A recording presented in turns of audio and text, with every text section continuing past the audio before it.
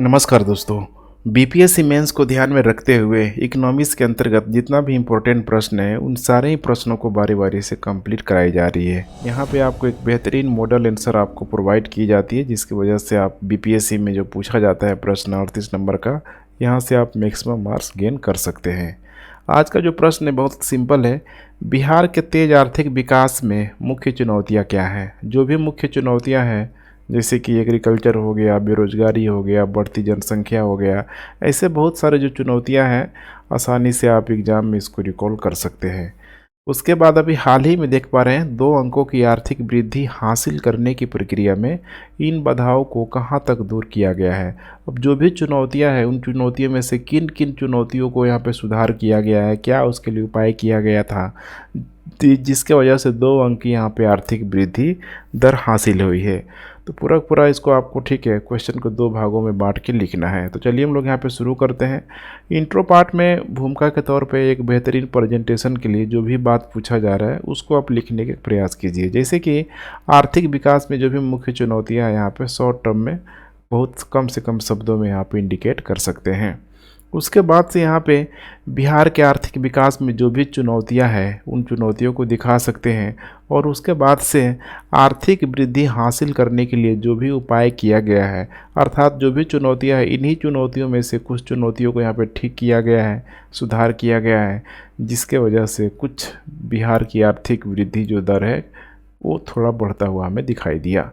उसके बाद फाइनली यहाँ पे हो जाएगा एक छोटा सा निष्कर्ष, चेक एंड बैलेंस आपको दिखाना है। बिहार के कह सकते हैं कि जो राज्य का जो जीडीपी है उसको भारत के जीडीपी के स्तर पे आप कंपेयर कर सकते हैं, उसके योगदानों को दिखा सकते हैं। निष्कर्ष में बिल्कुल चेक एंड बैलेंस होना चाहिए। अब आइए हम लोग बात करते हैं यहाँ पे परिचय में यहाँ पे चूँकि बात ही यहाँ पे की जा रही है यहाँ पे बिहार की चुनौतियों को लेके यहाँ पे, तो यहाँ पे आपको इंडिकेट करना है कि वर्तमान बिहार में कई सारी चुनौतियाँ मौजूद है। अब इन चुनौतियों को थोड़ा आपको संक्षेप में बताना है। चाहे हम लोग यहाँ पे नंबर 1 बात कर लें औद्योगिकरण से संबंधित, औद्योगिकरण के साथ साथ यहाँ पे हो जाएगा स्वच्छ जल, या फिर यहाँ पे स्वच्छता से संबंधित खुले में शौच हो जाएगा, खुले में शौच। ठीक वैसे ही यहाँ पे ग्रामीण आवासों की कमी, बहुत छोटे छोटे बिहार में किसान भी है, सीमांत किसान, छोटे किसानों को ही सीमांत किसान बोला जाता है। गरीबी बिहार में ऑलरेडी चरम पे मौजूद है। जब इतनी सारी समस्याएं हैं तो आप खुद सोच सकते हैं कि कभी भी यहाँ पे जो ह्यूमन रिसोर्स है बेहतरीन यहाँ पे नहीं हो सकता है। तो यही है बिहार की पूरी पूरी यहाँ पे चुनौतियाँ। अब इन चुनौतियों को जब तक ठीक नहीं किया जाएगा ह्यूमन रिसोर्स यहाँ पे अच्छा नहीं हो सकता है, और जब तक ह्यूमन रिसोर्स किसी भी राज्य का, किसी भी देश का अच्छा नहीं होगा तो फिर उस राज्य का या फिर उस देश का कभी भी यहाँ पे डेवलपमेंट अर्थात विकास यहाँ पे नहीं हो पाएगा। और यही हुआ है बिहार में। ह्यूमन रिसोर्स बहुत ही आप कह सकते हैं कि लो क्वालिटी का यहाँ पे मौजूद है, जिसके वजह से बिहार के आर्थिक विकास में एक बहुत बड़ा बाधा उत्पन्न कर रहा है। इसी को यहाँ पे ठीक करने की पूरी तरीके से ज़रूरत है। अब आइए नेक्स्ट बात करते हैं बिहार के आर्थिक विकास में चुनौतियाँ कौन कौन से हैं। ऐसे यहाँ पे लगभग 6 चुनौतियों को यहाँ पे शामिल किया गया है, और ऐसी चुनौतियाँ हैं जो एग्ज़ाम में आपको ठीक है इसके लिए बहुत अधिक रॉकेट साइंस की ज़रूरत नहीं होगी। आप थोड़ा बहुत डेटा के अनुसार इसका आसानी से आंसर राइटिंग भी कर सकते हैं। नंबर 1 हम लोग बात करते हैं यहाँ पे बेरोजगारी को लेके यहाँ पे कुछ रिपोर्टों की मैं चर्चा करूँगा। जैसे कि बेरोजगारी का जो एक ठीक है जो रिपोर्ट प्रकाशित किया गया था CMIE के द्वारा centre for monitoring Indian economy के द्वारा, ठीक है, 2020 में इसकी जब रिपोर्ट आई हुई थी तो उसमें बताया गया था कि बिहार में जो बेरोजगारी दर है देख पा रहे हैं 17.21%। ये इतनी बड़ी, समझ रहे हैं ना, बेरोजगारी जो दर है मतलब यहाँ पे मैं बता नहीं सकता हूँ कि इसका जो इम्पैक्ट है विकास के, ठीक है, बिहार के विकास के ग्रोथ रेट में कितना बड़ा ये अंतर ला सकता है। तो यहाँ पे देख पा रहे हैं, ठीक है, अगर ये थोड़ा सा कम होता तो बिहार का जो ग्रोथ रेट है और आपको अच्छा खासा देखने के लिए मिलता।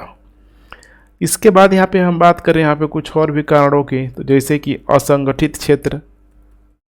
असंगठित क्षेत्र, असंगठित क्षेत्र मतलब यहाँ पे टेम्पोररी अब रोजगार के रूप में आप इसे समझ सकते हैं, और बिहार में यही है। लगभग 93% जो आबादी है असंगठित क्षेत्र में यहाँ पे मौजूद है। अब यहाँ पे बहुत सारे इसके भी कारण हैं, जैसे कि यहाँ पे भूमि का जो जोत का आकार है बहुत कम देखने के लिए मिल जाएगा।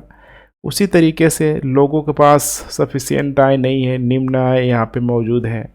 नौकरी की बहुत अधिक यहाँ पे किल्लत है, नौकरी की कमी है, और रहा खसर यहाँ पे बाढ़ का जो प्रकोप है हर साल आपको बिहार में देखने के लिए मिलेगा ही मिलेगा। और इसके वजह से जो है बेरोजगारी जो दर है और अधिक यहाँ पे बढ़ती जा रही है। चूँकि जनसंख्या बढ़ रही है तो उस अनुपात में लोगों का रोज़गार नहीं मिलना बेरोजगारी दर का बढ़ाने का सबसे बड़ा कारण होता है।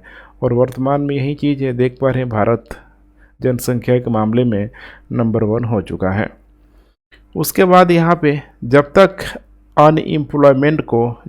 इस अनएम्प्लॉयमेंट को, ठीक है, बेहतर नहीं किया जाएगा तब तक यहाँ पे मानव संसाधन की बर्बादी होगी ही होगी। अभी देखिए चाइना ने क्या तंज कसा। भारत जब नंबर 1 कंट्री के रूप में यहाँ पे, ठीक है, स्टेबलाइज यहाँ पे हो गया, तमगा मिल गया कि विश्व में भारत पॉपुलेशन के दृष्टिकोण से नंबर 1 बन गया है, तो चाइना ने तंज भी कसा कि कोई दिक्कत नहीं है, ठीक है, वैसे पॉपुलेशन का क्या फ़ायदा जो बिल्कुल अनस्किल्ड है। अर्थात उसने बोला कि हमारे पास 90 करोड़ से अधिक, सोचिए चाइना के पास 90 करोड़ से अधिक स्किल्ड लेबर के रूप में मौजूद है, हमें कोई दिक्कत नहीं है।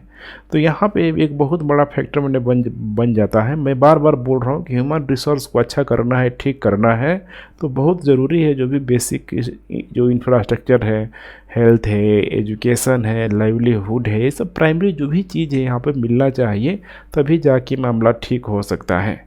तो यहाँ पे मानव संसाधन को बढ़ाने के लिए अनएम्प्लॉयमेंट को हर हाल में ठीक करना ही होगा। दूसरा कारण है यहाँ पे प्रवासन। अगर प्रवासन की बात करें यहाँ पे, तो मैं बार बार ये चीज़ बोलता हूँ कि लगभग शायद ही पूरे भारत के ऐसे कोने में, ठीक है, ऐसा कोई राज्य, कोई केंद्र शासित प्रदेश नहीं होगा जहाँ पे बिहार के लोग यहाँ पे नहीं रहते होंगे। और तो और पूरे अगर हम लोग वर्ल्ड की भी बात करें तो आपको अफ्रीका जैसे देशों में भी बिहारी लोग देखने के लिए मिल जाएंगे। तो यहाँ पे सबसे बड़ी यहाँ पे समस्या हो जाता है प्रवासन, ठीक है। अर्थात यहाँ पे आप कह सकते हैं कि जो भी यहाँ पे जो प्रवासी काम का अगर देखा जाए तो बिहार बिल्कुल ठेका ले चुका है। बिहार एक बहुत बड़े रिसोर्सेस के रूप में यहाँ पे मौजूद है। और यहाँ पे खासकर अगर ग्रामीण क्षेत्रों से देखा जाए तो ठीक है, दिन आपको देखने के लिए मिलता होगा कि ग्रामीण क्षेत्र में जो रहने वाले लोग हैं परिवार के साथ ही ये माइग्रेट कर जाते हैं दूसरे शहरों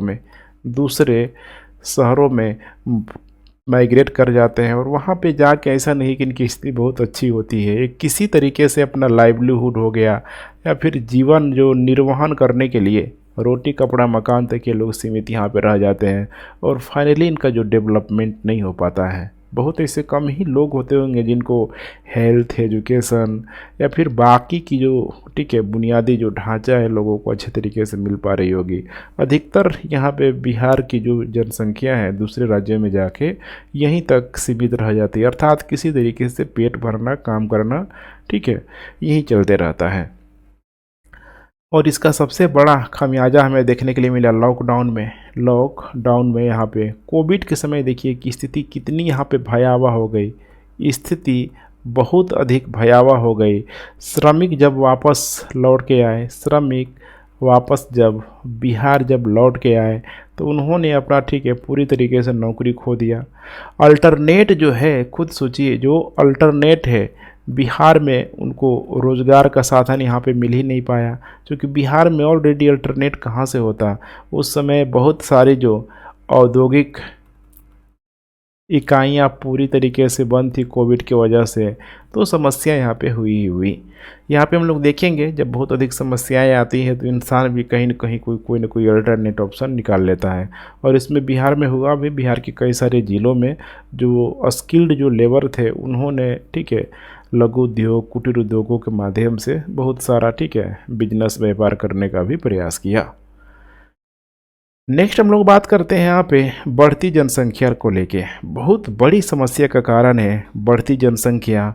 और अभी यहाँ पे देखा जाए, ध्यान से देखते चलिए, अभी यहाँ पे बढ़ती हुई जनसंख्या की अगर बात किया जाए तो टोटल जो, ध्यान रखिएगा, टोटल फर्टिलिटी जो रेट है बिहार का, ये लगभग आ गया 3.4 के आसपास। सोच पा रहे हैं यहाँ पे, अर्थात हर एक बिहार की जो माएँ हैं लगभग, ठीक है, कम से कम 3 से, ठीक है, 4 बच्चों को यहाँ पे ऑन एवरेज यहाँ पे जन्म दे रही है। ये सबसे बड़ी समस्या का कारण है। पूरे अगर हम लोग इंडिया के स्तर पे देखें, इंडिया के स्तर पे देखें तो ये लगभग 2.18 है। मैंने मान के चलिए पूरे भारत में हर एक, ठीक है, घर में 2 बच्चों को यहाँ पे, ठीक है, जन्म दिया जा रहा है। वहीं बिहार में 3 से अधिक बच्चों को जन्म दिया जा रहा है। तो तेज़ी से इसे पॉपुलेशन क्या होगा, ग्रोथ होगा ही होगा, और यही हुआ है। पूरी तरीके से यहाँ पे देखेंगे तो जनसंख्या विस्फोट बिहार में हो चुका है। बड़ी तेज़ी से जनसंख्या बढ़ा हुआ है, और जब तेज़ी से जनसंख्या बढ़ेगी यहाँ पे तो डिमांड भी यहाँ पे बढ़ जाएगी।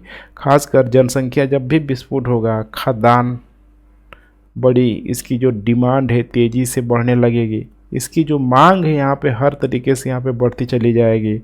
और जैसे आपको पता है बिहार में जो कृषि भूमि बहुत सीमित है, जोत का आकार बेहद कम है, और जो कुछ कृषि भूमि यहाँ पे बच भी गया है तो यहाँ पे उसको अलग अलग कार्यों में लगाया जा रहा है। जैसे कि यहाँ पे उद्योग हो गया, उद्योग के साथ भवन निर्माण बड़ी तेज़ी से चल रहा है, शहर, इसके अलावा सड़क, इसके अलावा जो भी बुनियादी ढांचा का निर्माण करने के लिए, यहाँ पे कृषि युक्त जो भी ज़मीन है उसका तेज़ी से यहाँ पे यूज हो पा रहा है। तो आप खुद यहाँ पे सोचिए यहाँ पे कि बहुत बड़ी समस्या का कारण क्या है, जनसंख्या। और बढ़ती हुई जनसंख्या का मैनेजमेंट करने के लिए, उनका भरण पोषण के लिए, खासकर जो एक, ठीक है, विकासशील राज्य के रूप में, अविकसित राज्य के रूप में अगर मौजूद है तो कृषि बहुत उसके लिए मायने रखता है।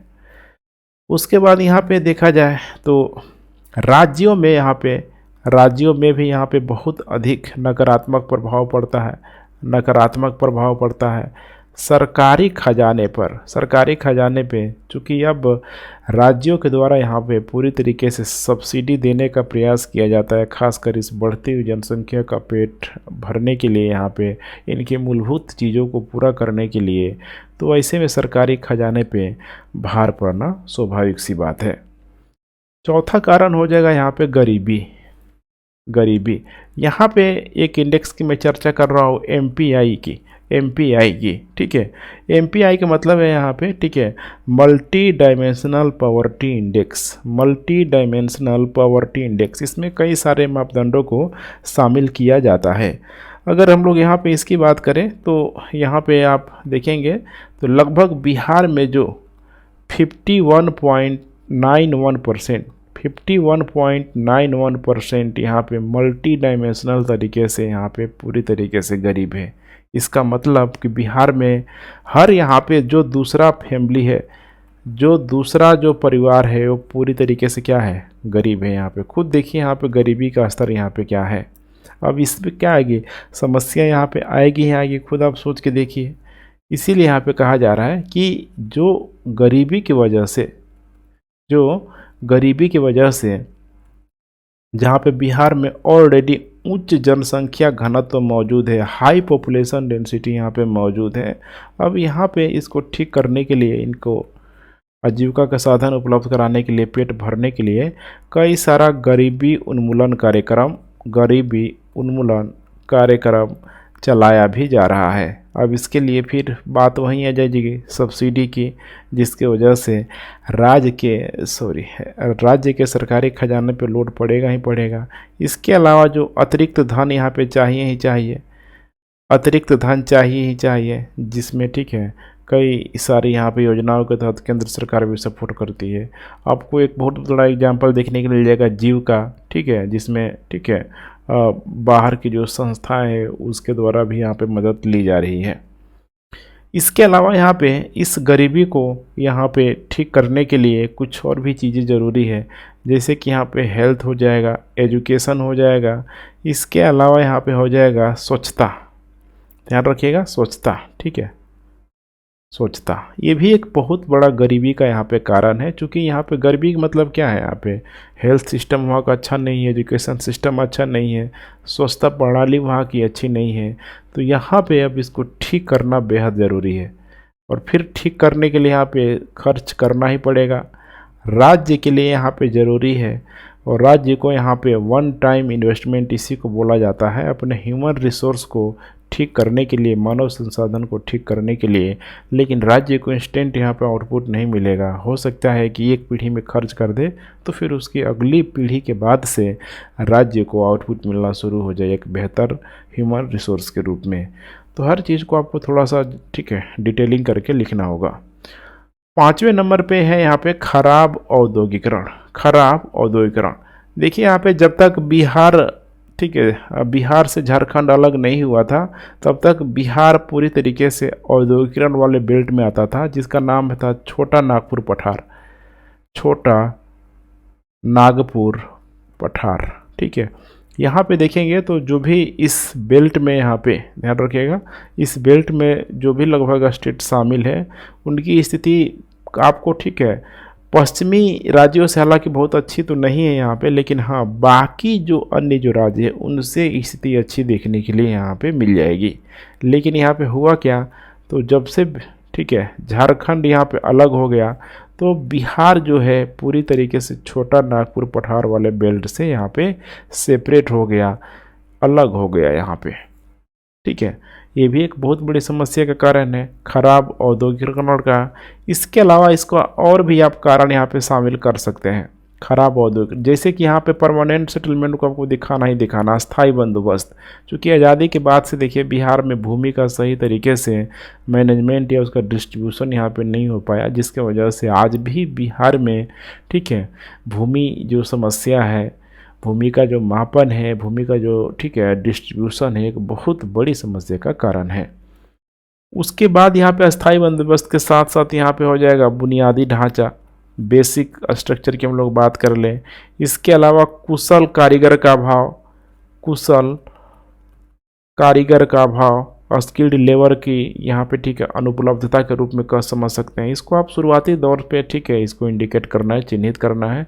इसके अलावा बाजार की अनुपलब्धता, बाजार की अनुपलब्धता यही है ना, बिहार के पास तो कोई कोस्टल एरिया है नहीं, समुद्र तट से कोई जुड़ा नहीं है, जिसकी वजह से तेज़ी से चीज़ों को ठीक है आसानी से यहाँ पे आयात या निर्यात किया जा सके। तो एक बहुत बड़ी यहाँ पे ध्यान रखिएगा, ये भी एक समस्या का यहाँ पे कारण होता ही होता है। इसके अलावा यहाँ पे नेक्स्ट हो जाएगा केंद्र और राज्य की पॉलिसी। केंद्र और राज्य की पॉलिसी, इसमें तो मतलब कह सकते हैं कि दोनों का जो साठगांठ है, अगर ये दोनों अगर चाह ले तो किसी भी राज्य को, डूबते हुए राज्य को ये लोग कहाँ से कहाँ पहुँचा देंगे। लेकिन अगर ये दोनों चाह ले तो किसी भी सक्षम स्टेट को भी कंगाल बनाते इनको टाइम नहीं लगेगा। तो ये आपको ठीक है देखने के लिए मिल जाएगा केंद्र और राज्य की जो औद्योगिकरण की जो नीति है, औद्योगिकरण की जो नीति है बिहार के फेवर में बहुत अधिक यहाँ पे नहीं था। बिहार मात्र एक कच्चे मालों की आपूर्ति के लिए बस एक राज्य बन गया था। यहाँ से कच्चे मालों को उठा के ले जाके अधिकतर बड़ी मात्रा में पश्चिमी राज्यों को यहाँ पे दिया जाता था, ठीक है। और यही सब कारण है यहाँ पे पिछड़ने का बिहार का बहुत बड़ा जो कारण है, इसमें एक पॉइंट औद्योगिकरण भी शामिल है। उसके बाद नेक्स्ट हम लोग बात करते हैं कृषि समस्याएं। आज भी देखिए बिहार में कृषि समस्याएं मौजूद हैं। एक तो यहाँ पे देखेंगे तो कृषि में प्रौद्योगिकी का उपयोग, कृषि में टेक्नोलॉजी का उपयोग अभी भी बिहार में ना के बराबर किया जाता है, किया ही नहीं जाता है। उसके बहुत सारे कारण हैं, जैसे कि छोटी जोत, भूमि का यहाँ पे छोटा छोटा टुकड़ा है, छोटी जोत। उसी तरीके से यहाँ पे कृषि जो निवेश में बड़ी तेज़ी से गिरावट आ रही है। जब निवेश ही नहीं आएगा यहाँ पे तो फिर बड़े बड़े जो यंत्र होते हैं, औजार होते हैं, फिर उसका यहाँ पे कोई कैसे खरीद सकता है, खुद अब सोच के देखिए। तो ये भी एक समस्या का कारण है। सिंचाई को लेके अभी भी बिहार में इतनी सारी नदियां होने के बावजूद भी सिंचाई का एक जो बेहतरीन जो साधन होना चाहिए वो अभी भी डेवलप नहीं हो पाया है। इसके अलावा यहाँ पर रही कई खसड़ जो था विपणन, विपणन के लिए जैसे ठीक है एपीएमसी वगैरह का पूरी तरीके से जो राज्य के द्वारा कहीं न कहीं कंट्रोल किया जाता था उसको ख़त्म कर लिया गया। उसकी जगह ई नाम लाया गया, जो कि बहुत अधिक उसमें लूप होल देखने के लिए मिल जाएगा। इसके अलावा प्रसंस्करण ये भी बहुत ज़रूरत है, क्योंकि मैं बार बार बोलता हूँ कि जो भी ठीक है कच्चा माल है खासकर एग्रीकल्चर से संबंधित, तो ख़राब होने का ठीक है उसका संभावना बहुत अधिक होता है। तो कोल्ड स्टोरेज वगैरह यहाँ पे जगह जगह आपको देखने के लिए नहीं मिलेगा, खासकर ग्रामीण एरिया में देखने के लिए नहीं मिलता है। तो ये दोनों ही अभी भी वर्तमान बिहार के लिए बहुत बड़ा यहाँ पे चुनौती है, कृषि समस्या के रूप में आप समझ सकते हैं।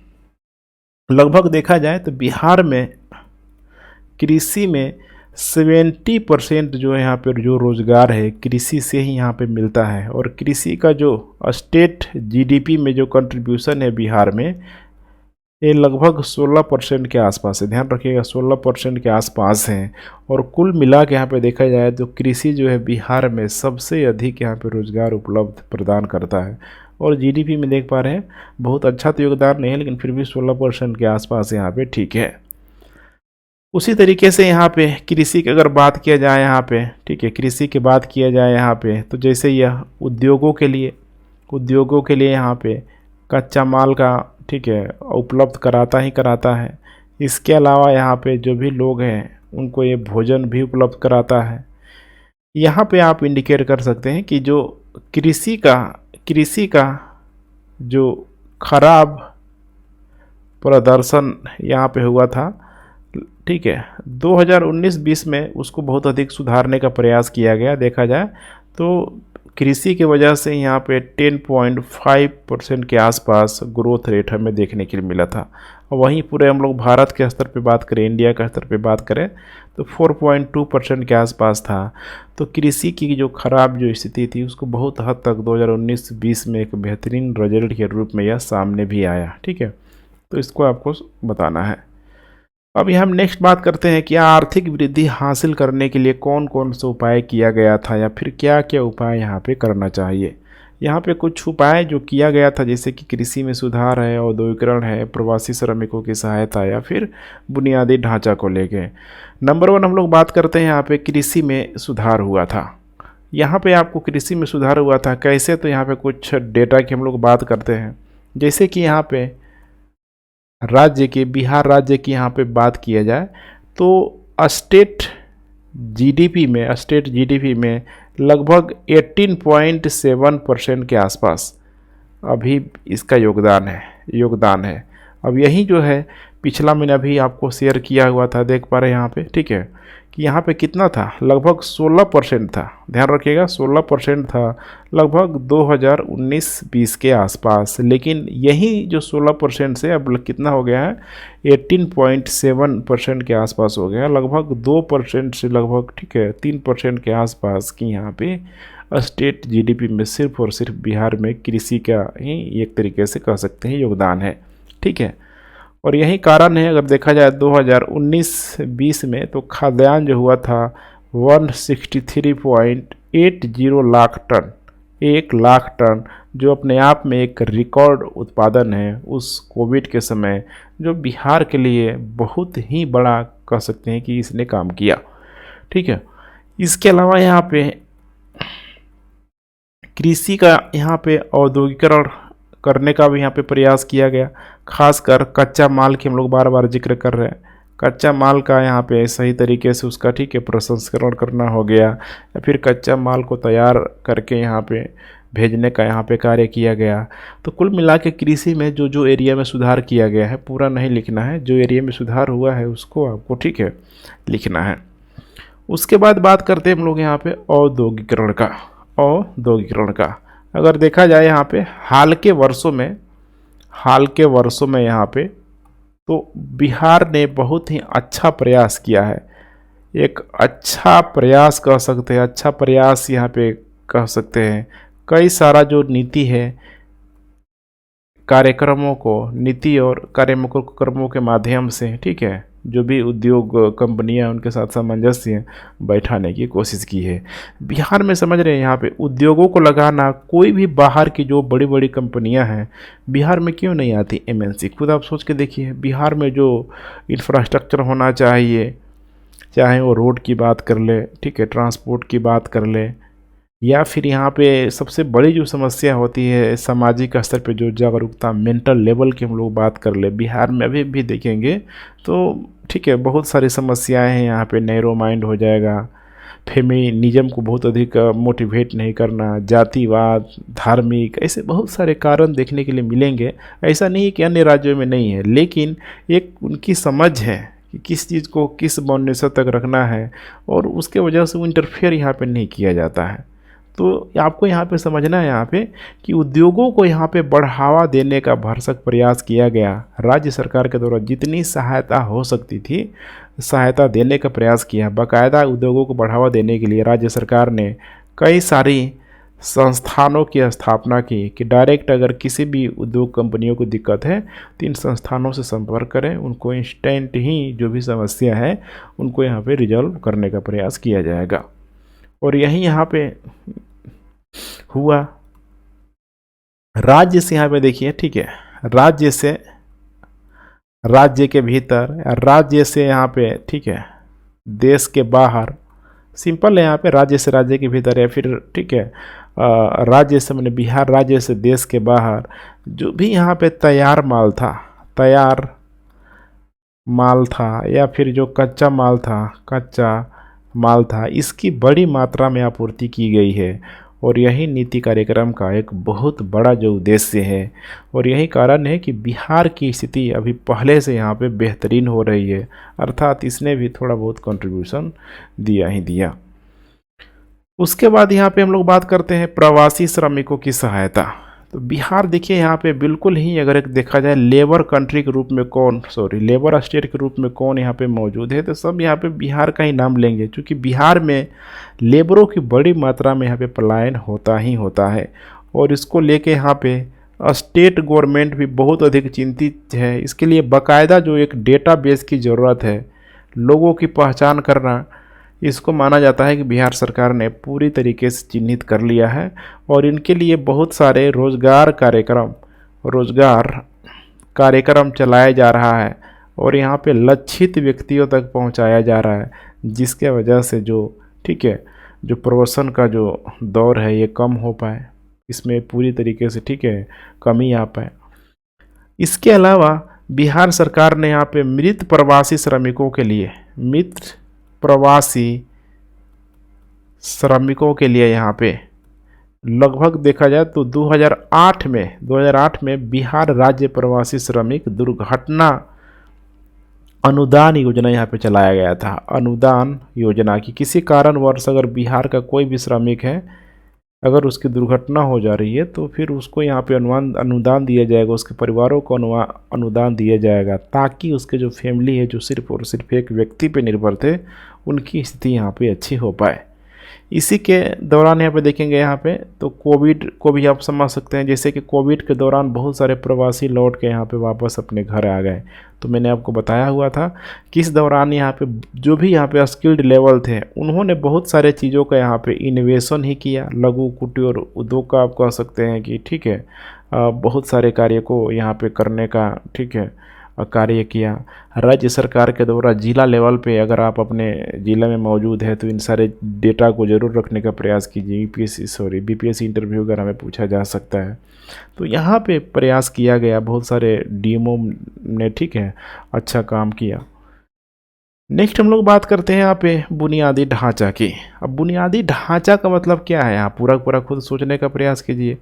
देखा जाए बुनियादी ढांचा 2020-21 में ठीक है जो भी परिवहन हो गया, संचार हो गया, हेल्थ हो गया, एजुकेशन हो गया, ये इतना बड़ा शब्द है कि इसमें सारे चीज़ समाहित हो ही जाता है।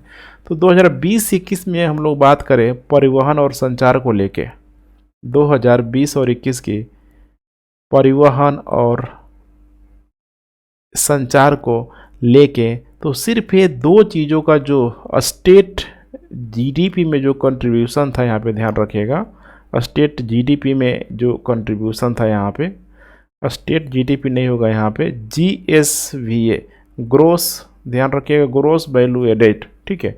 ग्रोस वैल्यू एडेड में देखेंगे यहाँ पे तो जनरली यहाँ पे उद्योगों को शामिल किया जाता है, जो भी यहाँ पे व्यवसाय है इसको शामिल किया जाता है, जो भी यहाँ पे माल हो गया, सेवा हो गया, ठीक है, इसका किस तरीके से यहाँ पे माप किया जाएगा, जीएसवीए के अंतर्गत यहाँ पे रखा जाता है। तो इसमें देखा जाए तो लगभग 11%, ध्यान रखिएगा 11% यहाँ पे बढ़ोतरी हुई, मैंने बढ़ोतरी नहीं हुई, लगभग 11% के आसपास यहाँ पे आ गया, जो कि 2000 लगभग 10 के दौरान देखा जाए, 9-10 के दौरान, एक दशक पहले तो ये महज 7.7% के आसपास था। तो यहाँ पे लगभग 2020-21 तक आके एक बहुत बड़ी उछाल वाली वृद्धि भी हमें देखने के लिए मिली।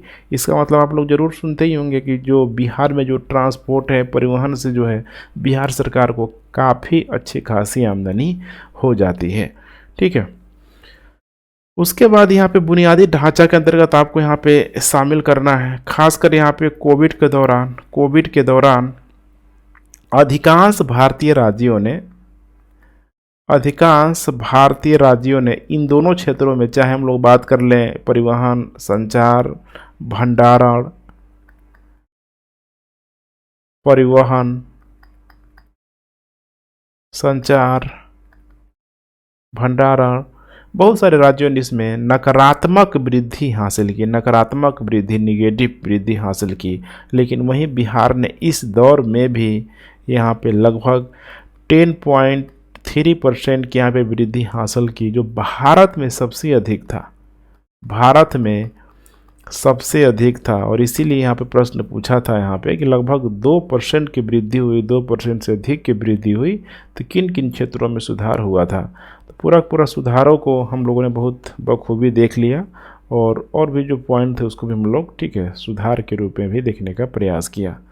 फाइनली आपको यहाँ पे निष्कर्ष के रूप में बताने की कोशिश करना है, ठीक है, कि देखिए यहाँ पे भारत का जो जीडीपी है, भारत के जीडीपी में नो डाउट कि बिहार के जीडीपी का, बिहार राज्य का कंट्रीब्यूशन, ठीक है, बहुत अधिक मायने रखता है। अगर भारत का जो जीडीपी जो ग्रोथ है, जीडीपी जो ग्रोथ रेट है, अगर दहाई अंक में इसको पहुंचना है तो बिहार बहुत बड़ा यहाँ पे रोल प्ले कर सकता है। ध्यान रखिएगा, बिहार बहुत बड़ा यहाँ पे रोल प्ले कर सकता है। और यहाँ पे, ठीक है, बिहार सरकार के द्वारा कोशिश भी की जा रही है, बिहार सरकार के द्वारा प्रतिस्पर्धा का भी यहाँ पे प्रयास किया जा रहा है, चाहे उद्योग के क्षेत्र में हो, चाहे यहाँ पे सेवा के क्षेत्र में हो, ठीक है, या चाहे ये यहाँ पे कृषि के क्षेत्र में हो, ठीक है, ये यहाँ पे करने का प्रयास किया जा रहा है।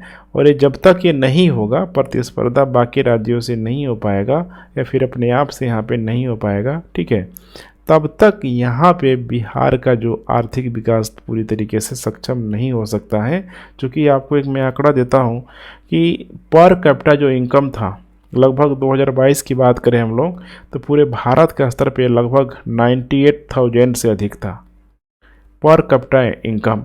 वहीं बिहार की बात करें हम लोग तो 2022 में, ये 2023 का न्यू डेटा आ चुका है, ठीक है। अब अभी बिहार में जो पुराना जो डेटा है 2022 का, इसमें देखेंगे तो लगभग 54K से थोड़ा सा अधिक है पर कैपिटा इनकम।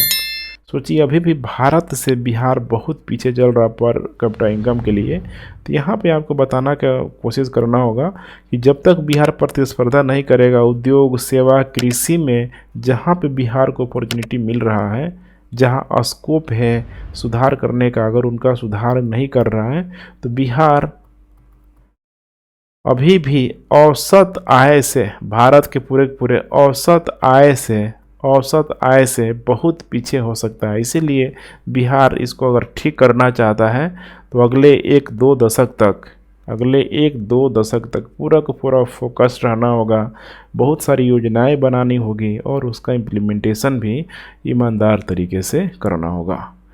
तो ठीक है फ्रेंड्स, आई होप आप सारी चीज़ों को आप लोग समझ गए होंगे। अपना फीडबैक ज़रूर दें। Thanks for watching. जय हिंद।